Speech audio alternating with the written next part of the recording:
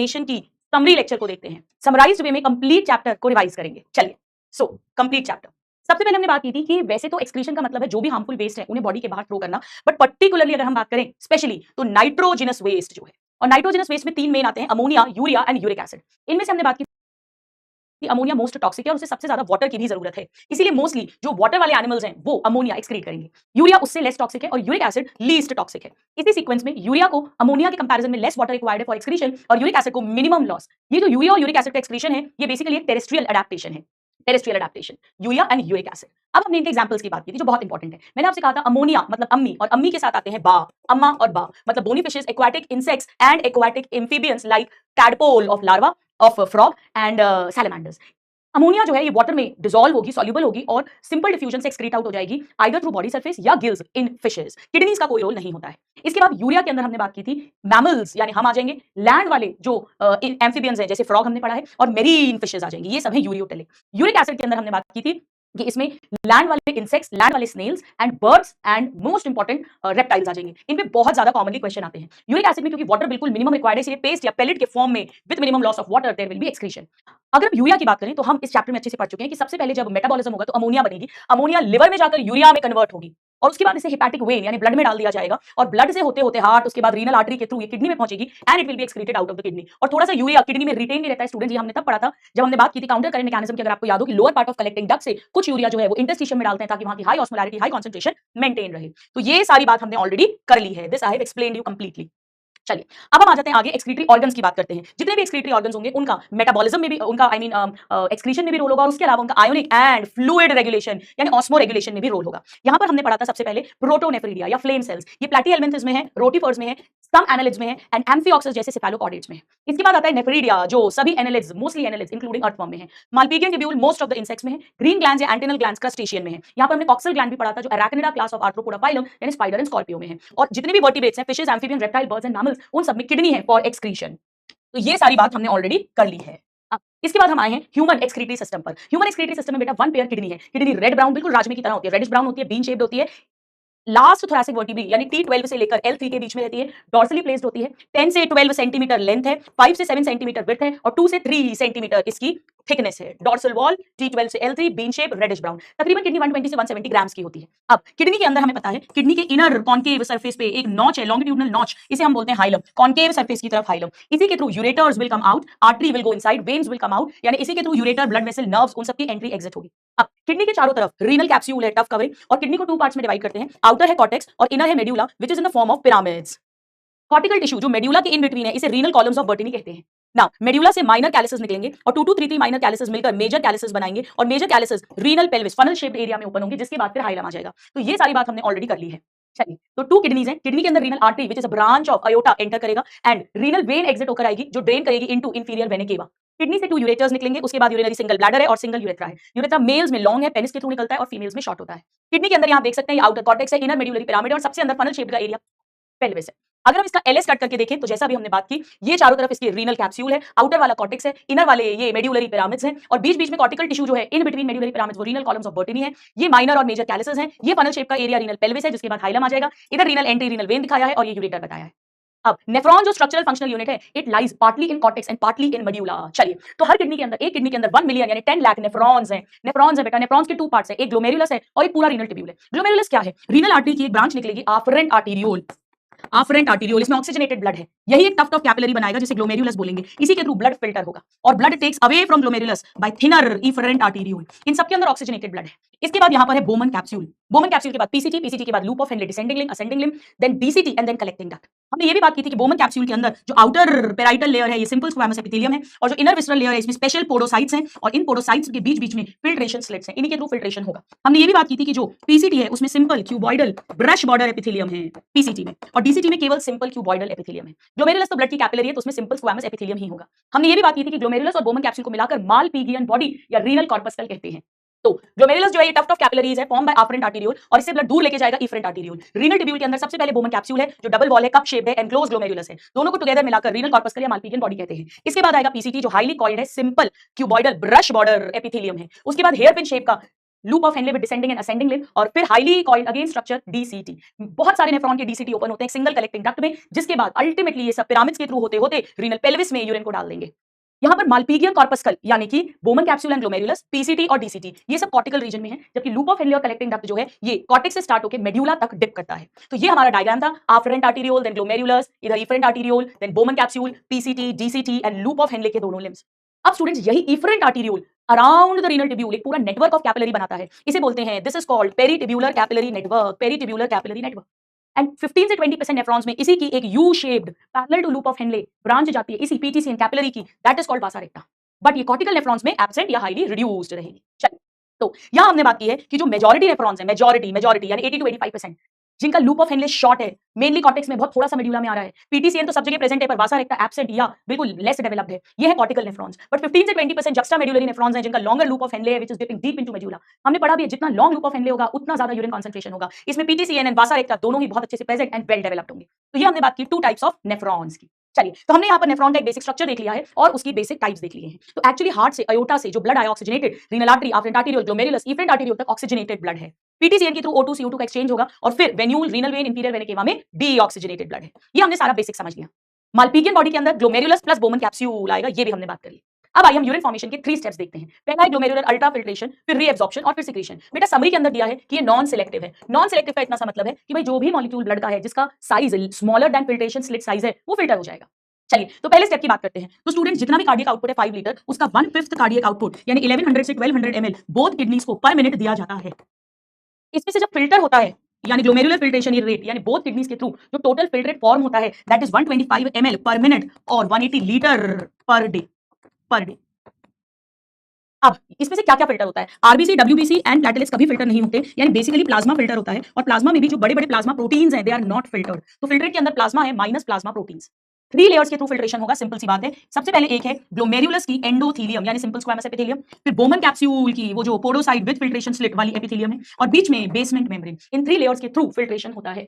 सो ये हो गए 3 लेयर्स जो हमने अभी बात कर ली। Filtration slit, slit pores, podocytes, ये सब हमने बात कर ली। सारा प्लाज्मा फिल्टर होगा माइनस प्लाज्मा प्रोटीन, यानी ये अल्ट्रा फिल्ट्रेशन है। सेल एक भी फिल्टर नॉर्मली नहीं होगा। ये 3 प्रेशर्स से हमने बात की थी। 60 to 70 mmHg का ग्लोमेरुलर हाइड्रोस्टैटिक प्रेशर है जिसके कारण फिल्ट्रेशन हो रहा है, but plasma proteins and Bowman capsule का फ्लूइड जो रोकेगा फिल्ट्रेशन को that is blood colloid osmotic pressure and capsular hydrostatic pressure. तो जो नेट फिल्ट्रेशन प्रेशर है वो इतना है और इससे हो जाएगा, ये मत देखो आप, इससे 125 ml पर मिनट जीएफआर हो जाएगी, filtrate formed by both the kidneys पर मिनट, 180 लीटर पर डे।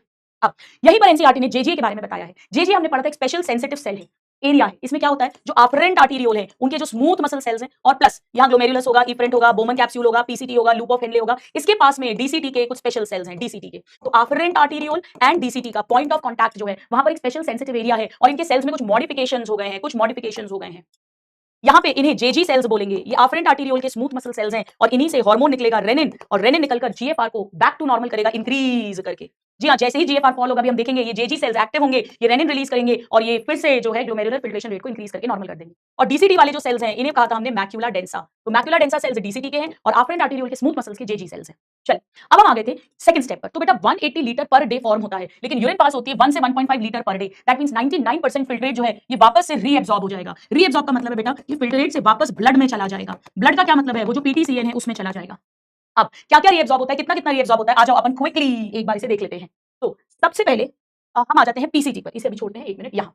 तो सबसे पहले पीसीटी की बात करते हैं। तो पीसीटी से 100% ग्लूकोज एंड अमीनो एसिड्स यानी न्यूट्रिएंट्स रीएब्सॉर्ब हो जाते हैं। 70 to 80% वाटर रीएब्सॉर्ब होता है, 70 to 80% और 70 to 80% sodium chloride, potassium ions and bicarbonate ions यानी इलेक्ट्रोलाइट्स होते हैं। इनमें से स्टूडेंट्स सोडियम, ग्लूकोज और अमीनो एसिड्स ये एक्टिवली रीएब्सॉर्ब होते हैं और बाकी water, bicarbonate ions, chloride ions passively होते हैं, पोटेशियम भी एक्टिवली होता है ना। लूप ऑफ हेनले की डिसेंडिंग लिम्ब से वाटर रीएब्सॉर्ब होता है and it is impermeable, nearly impermeable to electrolytes. और असेंडिंग लिम्ब जो है, असेंडिंग लिम्ब, इससे इलेक्ट्रोलाइट्स रीएब्सॉर्ब होते हैं एंड इम्परमिएबल टू वाटर।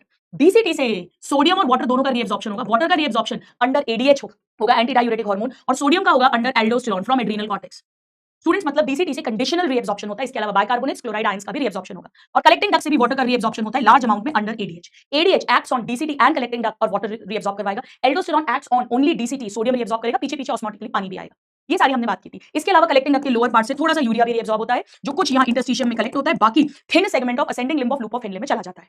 तो ये सारी बातें हमने करी थी रीएब्सॉर्प्शन के बारे में, रीएब्सॉर्प्शन के बारे में। चल, अब इसके बाद नेक्स्ट स्टेप है टिब्यूलर सिक्रीशन। बेटा हमने कैसे पढ़ा था, 3 जगह सिक्रीशन होगा, पीसीटी में, डीसीटी में और कलेक्टिंग डक्ट में। एच आयंस हर जगह पे सिक्रीट होंगे और पहले 2 में अमोनिया सिक्रीट होगी और लास्ट के 2 में K+ आयन सिक्रीट होंगे। और सिक्रीट का मतलब है उल्टा, यानी यहाँ ब्लड से ये सब कुछ फिल्ट्रेट में ऐड किया जाएगा, फिल्ट्रेट में ऐड किया जाएगा। इस एसिड बेस यानी pH balance and ionic balance of the body को मेंटेन किया जाता है। चलिए आइए इस डायग्राम के अंदर हम इस चीज को देख लेते हैं। तो यहाँ आप देख सकते हैं स्टूडेंट्स कि यहाँ पर H+ और अमोनिया को इनटू द फिल्ट्रेट सिक्रीट कर रहे हैं। यहाँ पर भी कायदे से H+ एंड K+ लिखना चाहिए और यहाँ पर K+, H+ और अमोनिया भी लिखना चाहिए। अब ये डायग्राम हमारा कंप्लीट हो जाएगा। तो ये सारी बातें जो हमने करी ये हो गई है पूरी की पूरी। मैक्सिमम रीएब्जॉर्प्शन जो है वो पीसीटी से होगा, इसीलिए उसमें ब्रश बॉर्डर एपिथेलियम है और ऑल एसेंशियली तो मैंने बता ही दिया आपको सब मैक्सिमम। ना मिनिमम रीएब्जॉर्प्शन जो होता है बेटा वो ascending limb of loop of Henley से होता है और जितना लॉन्ग लूप ऑफ हेनले है उतना ज्यादा कॉन्सेंट्रेटेड यूरिन पास होगी, उतना ज्यादा फिल्ट्रेट कॉन्सेंट्रेट होगा। ठीक है, चलिए ये भी सारी हमने बात कर ली और कलेक्टिंग डक्ट की भी कर ली। अब यहाँ एक बात और समझिएगा कि ब्लड के अंदर जितनी ऑस्मोलैरिटी है, बोमन कैप्सूल में आइसोटोनिक होता है, देन पीसीटी में भी आइसोटोनिक होता है। अब लूप ऑफ हेनले के डिसेंडिंग लिम्ब से जैसे जैसे फिल्ट्रेट नीचे जाएगा वाटर रीअब्सॉर्ब हो रहा है, यानी वो धीरे धीरे मोर कॉन्सेंट्रेटेड यानी हाइपरटोनिक हो जाएगा और जब ऊपर जाएगा सॉलिड बाहर निकलेगा धीरे धीरे पहले आइसोटोनिक और फिर हाइपोटोनिक हो जाता है और फिर जब कलेक्टिंग डक्ट से वापस नीचे आएगा फिल्ट्रेट तो वाटर रीअब्सॉर्ब होगा तो अल्टीमेटली हाइपरटोनिक कॉन्सेंट्रेटेड यूरिन हम पास करते हैं, 4 टाइम्स तक more concentrated urine we can pass. सब याद आ रहा है बेटा, बिल्कुल समराइज्ड वे में पर सारी इंपॉर्टेंट इन्फॉर्मेशन को हम रिवाइज कर रहे हैं। अब आइए हम कॉन्सेंट्रेशन ऑफ यूरिन की बात करते हैं। यहाँ पे 2 लूप्स का रोल है, Henle's loop hairpin shape and vasa recta U shape. इन दोनों के अंदर जो फ्लो ऑफ फ्लूइड है वो ऑपोजिट डायरेक्शन में है। बेटा लूप ऑफ हेनले के अंदर अगर हम बात करें तो filtrate descending limb and ascending limb ऐसे जा रहा है, ये descending limb of loop of Henle, ये ascending limb of loop of Henle, इसके अंदर फिल्ट्रेट है। लेकिन वासा रेक्टा के अंदर ऐसे होता है, ऐसा, यानी this is descending limb of vasa रेक्टा and this is ascending limb of vasa recta. इसके अंदर ब्लड है, इसके अंदर ब्लड है, दोनों में ही काउंटर करंट है, प्लस दोनों पास पास है, प्रॉक्सिमिटी है, प्रॉक्सिमिटी। इसी के कारण से जैसे जैसे कॉर्टेक्स से मेडुला की तरफ आएंगे ऑस्मोलैरिटी इंक्रीज हो जाएगी। जी हाँ, कॉर्टेक्स में 300 मिली ऑस्मोल था बट इनर मेडुला तक आते आते 4 टाइम्स 1200 मिली ऑस्मोल होगा। नीचे 2 सॉलिड्स इकट्ठे होंगे NaCl यूरिया, उसके कारण ऐसा होगा। और जब ऐसा होगा तो एक कॉन्सेंट्रेशन ग्रेडियंट मेंटेन है, इसीलिए कलेक्टिंग टिब्यूल यानी descending limb of loop of Henle collecting duct से वाटर का इजी रीअब्सॉर्प्शन होगा और उसके कारण फिल्ट्रेट यानी urine will be concentrated, we can concentrate 4 times तक यूरिन।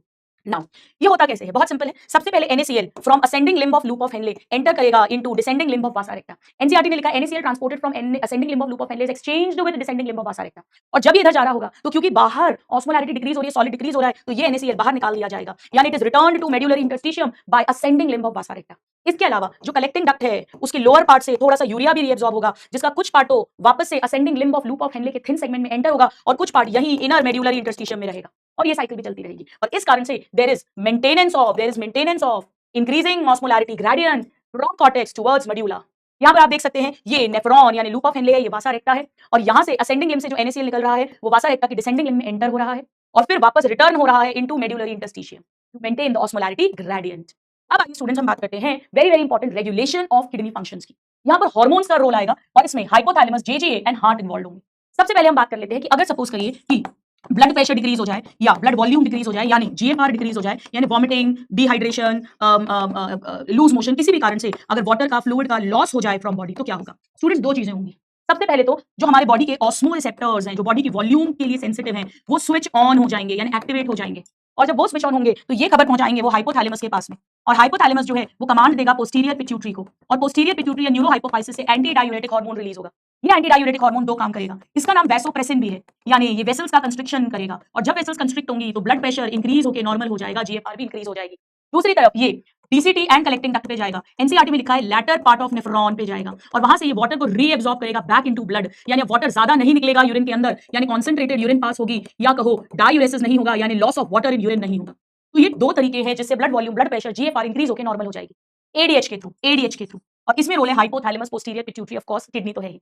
दूसरी चीज क्या होगी? दूसरी चीज ये होगी कि 1 सेकेंड, JJ एक्टिवेट हो जाएगा, एक्टिवेट जक्स्टाग्लोमेरुलर अपैरेटस। जब ये एक्टिवेट होगा तो इसके जो JG सेल्स हैं, JG सेल्स वो रेनिन हार्मोन रिलीज करेंगे, रेनिन हार्मोन। ये हार्मोन ब्लड में जाएगा और ब्लड के अंदर जो एंजियोटेंसिनोजन है उसे एंजियोटेंसिन 1 में चेंज करेगा और फिर 1 से 2 में चेंज होगा। ये 2 बड़ा पावरफुल है, ये 2 फिर से 3 काम करेगा। नंबर 1 ये भी वैसो कंस्ट्रिक्शन करेगा जिससे कि बीपी हाई हो जाए। नंबर 2 ये हमारी थर्स्ट इंक्रीज कर देगा हाइपोथैलेमस पे काम करके ताकि पानी ज्यादा पिए, अगेन वॉल्यूम प्रेशर इंक्रीज हो जाए। एंड थर्ड ये एल्डोस्टेरॉन रिलीज करवाएगा, hormone from adrenal cortex gland और ये एल्डोस्टेरॉन जो है बेटा ये सोडियम को रीअब्सॉर्ब करेगा, साथ में पीछे पीछे पानी आएगा फ्रॉम DCT। NCERT में लिखा है डिस्टल पार्ट्स ऑफ नेफ्रॉन और इन सभी कारणों से अल्टीमेटली हमारा blood volume, blood pressure, GFR increase होकर नॉर्मल हो जाएगा। तो जब भी हमारा डिक्रीज होगी blood volume, blood pressure, GFR, तो ये टू मीन्स से हमारी बॉडी उसे कंट्रोल करेगी, रेगुलेट करेगी। टू हार्मोन्स हैं बेसिकली, अगर बात करें तो ऊपर एडीएच लिखा है और यहाँ पर एल्डोस्टेरोन हार्मोन, इसके अलावा बेटा रेनिन भी हार्मोन है। तो यहाँ पे जक्साग्लोमेरुलर apparatus का भी रोल है, हाइपोथैलेमस का भी रोल है। अब हार्ट का कहाँ रोल आता है वहां बात करते हैं। अच्छा, जब ये सब इंक्रीज होगा तो उल्टा हो जाएगा। उल्टा मतलब ये ऑफ हो जाएगा, ये भी स्विच ऑफ हो जाएंगे, एडीएच एल्डोस्टेरोन कम निकलेंगे। अब स्टूडेंट्स कहीं इनकी गुंडागर्दी, इनकी दादागिरी ना हो जाए, उसके लिए क्या होता है आइए उसकी बात करते हैं। ये सारा मैंने आपको पूरा बता दिया। इसे बोलते हैं रेनिन एंजियोटेंसिन एल्डोस्टेरोन सिस्टम, यानी रास या रेनिन एंजियोटेंसिन मैकेनिज्म। अब मान लीजिए कि कभी ब्लड प्रेशर इंक्रीज करते करते बहुत ज्यादा इंक्रीज हो गया, यानी जो ब्लड फ्लो है, ब्लड प्रेशर है, वो हार्ट के लिए भी ज्यादा है। ऐसा ही ब्लड हाई प्रेशर वाला हार्ट के एट्रिया में भी पहुंचेगा। अब जो हार्ट के एट्रिया हैं ये रिलीज करेंगे एक प्रोटीन पेप्टाइड जिसे बोलते हैं एट्रियल नाइट्रियूरेटिक फैक्टर। ये दो काम करेगा, एक तो ये उल्टा वैसो डायलेशन करवाएगा, और जब वेसल्स डायलेट होंगी तो ब्लड प्रेशर वगैरह सब कुछ रिड्यूस होकर नॉर्मल हो जाएगा। और दूसरी तरफ ये जेजे को चेक करेगा, यानी इनहिबिट करेगा, कीप्स अ चेक ऑन रास, या कहो इनहिबिट जेजे। बेटा जब जेजे इनहिबिट हो जाएगा तो रेनिन नहीं निकलेगा, रेनिन नहीं निकलेगा तो एंजियोटेंसिन 2 नहीं बनेगा, और वो नहीं बनेगा तो एल्डोस्टेरोन रिलीज नहीं होगा, और वो नहीं होगा तो सोडियम रीएब्सॉर्ब नहीं होगा, बल्कि सोडियम यूरिन में जाएगा, नाइट्रियूरेसिस होगा, नाइट्रियूरेसिस। वाटर भी यूरिन में जाएगा, यानी ultimately blood volume, blood pressure सब कुछ रिड्यूस हो जाएगा। इसीलिए इसका नाम है, राइट एटीएम से निकलता है तो एट्रियल, और सोडियम को एक्सक्रीट करवाएगा इनटू द यूरिन तो नाइट्रियूरेटिक फैक्टर।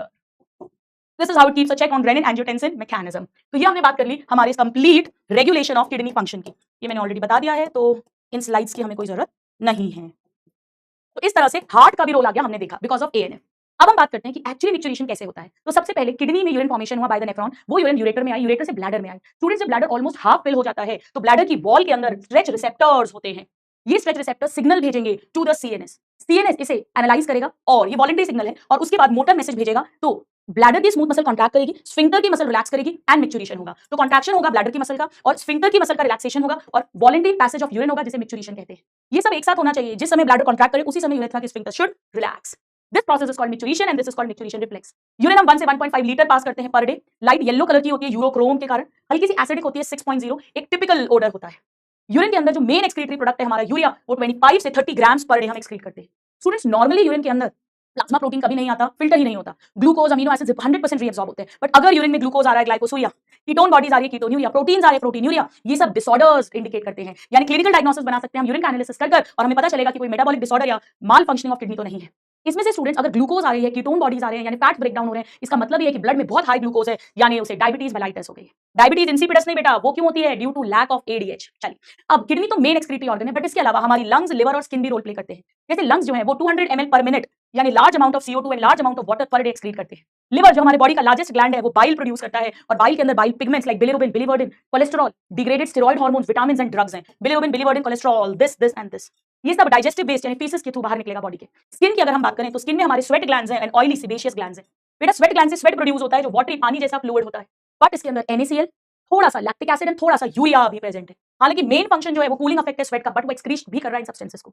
इसी तरह से सेबेशियस ग्लैंड्स जो सीबम प्रोड्यूस करते हैं वो एक्चुअली प्रोटेक्टिव ऑयली कवरिंग बना रहे हैं, बट इनके अंदर स्टेरॉल्स, हाइड्रोकार्बन, वैक्सेस, ये सब भी हैं जो एक्सक्रीट हो जाती है। इवन हमारे सलाइवा से भी small amount of nitrogenous waste जो है वो एक्सक्रीट होता है। तो किडनी तो है ही मेन, बट अदर्स भी हो गए। अब हम बात करते हैं डिसऑर्डर्स की। बेटा वो जरूर कर लेना, एडीएच की कमी से डायबिटीज इंसिपिडस होगा। अब माल फंक्शनिंग ऑफ किडनी अगर होगा तो यूरिया एक्सक्रीट नहीं हो रहा, यानी यूरिया ब्लड में एक्यूमुलेट होगा, इसे यूरेमिया कहते हैं। ये यूरेमिया यानी ब्लड के अंदर यूरिया का इंक्रीज होना बहुत हार्मफुल है। इसका मतलब ये है कि किडनी फेलियर में जा रही है। तो हम क्या करें? तो सबसे पहले हम इस यूरिया को रिमूव कर सकते हैं हीमोडायलिसिस से। बेटा हीमोडायलिसिस में क्या करते हैं, एक artery, convenient artery, generally radial superficial artery से ब्लड निकाल लेंगे, क्योंकि नॉर्मली भी तो जो ब्लड आता है वो आर्टरी में आता है, आफ्रेंट आर्टरी, ग्लोमेरुलस, ऑक्सीजनेटेड ब्लड जो फिल्टर होता है जिसमें से यूरिया बाहर निकालते हैं। तो सबसे पहले ब्लड एक कन्वीनियंट आर्टरी से बाहर निकाल लेंगे। जब बाहर निकालेंगे कहीं वो क्लॉट नहीं कर जाए तो उसके अंदर हम ऐड करेंगे हेपारिन जैसा एंटीकोएगुलेंट। अब हम उसे डायलाइजिंग यूनिट या आर्टिफिशियल किडनी के अंदर डालेंगे। बेटा इस किडनी के अंदर आपको मालूम है आर्टिफिशियल किडनी के अंदर एक सेलोफेन मेम्ब्रेन है जो पोरस है, जो सेमी परमिएबल है, और साथ में यहाँ डायलाइजिंग फ्लूइड डाला हुआ है। बेटा डायलाइजिंग फ्लूइड बिल्कुल प्लाज्मा जैसा है, बट उसमें नाइट्रोजनस वेस्ट नहीं है। तो होगा क्या, जो ब्लड है जब वो इस सेलोफेन ट्यूब के अंदर जाएगा तो सिंपल डिफ्यूजन के कारण से, क्योंकि बाहर डायलाइजिंग फ्लूइड में nitrogenous waste is not present और ब्लड के अंदर they are present, they will be removed from the blood, they will be removed from the blood, they will move out. ये कैसे हो रहा है? सिंपल डिफ्यूजन, ये है प्रिंसिपल। अब इसके बाद में हम टाइम पर उस गंदे डायलाइजिंग फ्लूइड को रिमूव करके फ्रेश ऐड करेंगे। अब ये जो ब्लड है ये प्योरिफाइड हो गया है, क्लियर्ड हो गया है। अब हम पहले इसमें एंटी हेपारिन डालेंगे और उसके बाद में इसे एक वेन के थ्रू बॉडी में वापस डाल देंगे। स्टूडेंट्स ये बहुत शानदार टेक्निक है, लेकिन अगर मान लीजिए एक्यूट रीनल फेलियर हो जाए या मान लीजिए डायलिसिस भी अब काम नहीं करे तो अल्टीमेट ऑप्शन जो है वो किडनी ट्रांसप्लांट होता है, या सडन किडनी फेलियर में भी यही ऑप्शन होता है। किसी की भी किडनी नहीं ले सकते हैं, डोनर जो है उसकी मैचिंग करते हैं, blood group matching, tissue matching, ताकि रिजेक्शन ना हो इम्यून सिस्टम, तो जनरली क्लोज रिलेटिव लेते हैं। इसके बाद भी स्टूडेंट्स उन्हें लाइफ लॉन्ग इम्यूनोसप्रेसेंट मेडिसिन लेनी पड़ती है, जैसे साइक्लोस्पोरिन। ये हम human health and disease chapter के अंदर एनसीईआरटी में लिखा हुआ है, ह्यूमन हेल्थ एंड डिजीज के अंदर। तो ये हमने बात की यूरेमिया, जहां किडनी फेलियर हो रहा है। इसके अलावा अगर किडनी के अंदर क्रिस्टलाइज्ड सॉल्ट्स के इनसॉल्युबल मासेस यानी पतरी स्टोन्स हो जाए तो उसे कहते हैं रीनल कैल्कुलाई। मोस्ट कॉमनली ऑक्सलेट्स के होते हैं इनसॉल्युबल मासेस। या इसके अलावा अगर ग्लोमेरुलाई का इन्फ्लेमेशन हो जाए, ग्लोमेरुलोनेफ्राइटिस, जिससे प्रोटीन्स भी फिल्टर होकर आने लगते हैं यूरिन में, प्रोटीन यूरिया तक हो जाता है। ये भी कुछ और डिसऑर्डर्स हैं and of course diabetes insipidus. So with this my dear students, I hope कि हमने बिल्कुल मिनिमम टाइम में सारा पूरा चैप्टर को इजी वे में रिवाइज कर लिया, समराइज्ड वे में। ये आपको बहुत हेल्प करेगा multiple revision. I hope this is clear to you. I hope you have enjoyed the lecture. All my love and all my blessings. Thank you and God bless you.